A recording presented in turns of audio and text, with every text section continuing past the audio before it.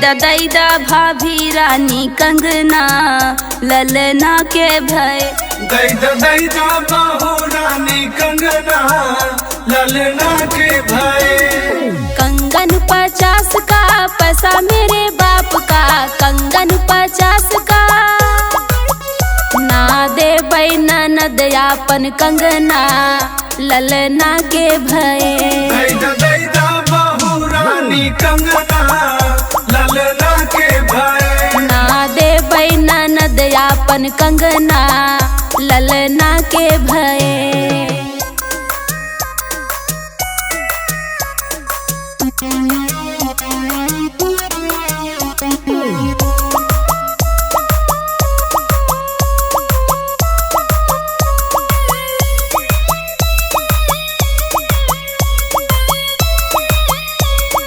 द्वारे खड़े ससुरु समझावे, द्वारे खड़े हाँ द्वारे खड़े ससुरु समझावे, द्वारे खड़े दैदा बहू अपन कंगना ललना के भय। दैदा भाभी रानी कंगना ललना के भय। कंगन 50 का पैसा मेरे बाप का, कंगन 50 का ना दे पैसा शुरू अपन कंगना ललना के भय।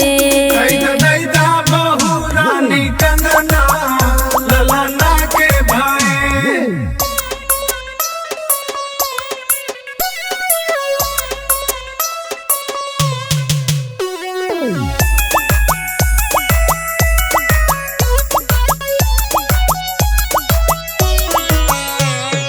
द्वारे खड़े जठौत समझावे, द्वारे खड़े अरे द्वारे खड़े जठौत समझावे, द्वारे खड़े दैदा छोटी अपन कंगना ललना के भय। दैदा भाभी रानी कंगना ललना के भय।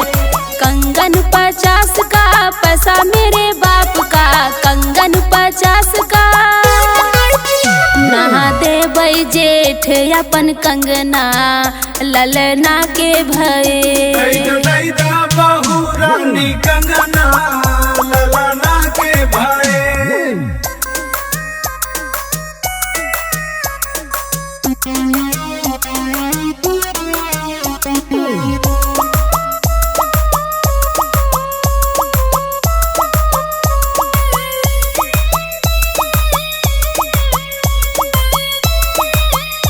अरे द्वारे खड़े बलमू समझावे, द्वारे खड़े